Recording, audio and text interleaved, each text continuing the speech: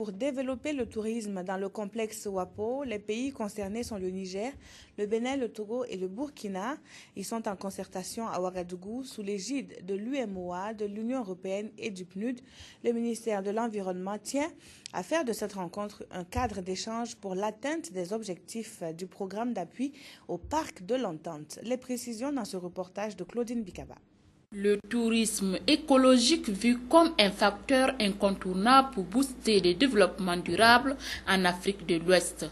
C'est ainsi que l'UMOA, avec le soutien de l'Union européenne, du PNUD et bien d'autres partenaires, ont élaboré un programme d'appui au parc de l'Entente PAPE. Cet atelier régional sur le développement du tourisme dans le complexe WAPO, constitué par le parc W, celui d'Arli, de la Pendjari du Bénin et d'Otitera Mandouri du Togo, et sa périphérie s'inscrit dans ce cadre. Le tourisme écologique peut apporter de la valeur ajoutée.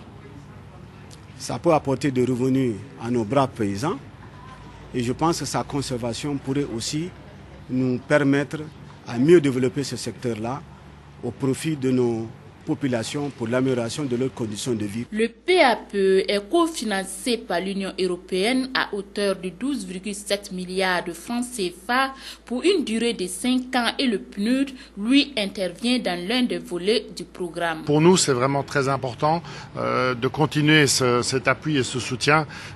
Vous avez là, au niveau des 4 pays de l'Afrique de l'Ouest, un patrimoine tout à fait unique.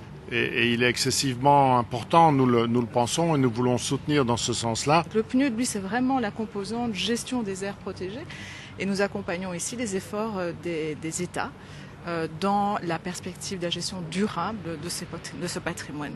Le développement touristique dans le complexe WAPO constitue l'un des enjeux de la conservation des aires protégées et du développement local. C'est pourquoi ces participants venus de l'Afrique de l'Ouest ont 3 jours pour échanger sur les actions à mener dans une synergie d'actions en vue d'atteindre l'objectif global du PAPE qui est de contribuer à la conservation de la biodiversité et des services écosystémiques pour un développement durable en Afrique de l'Ouest.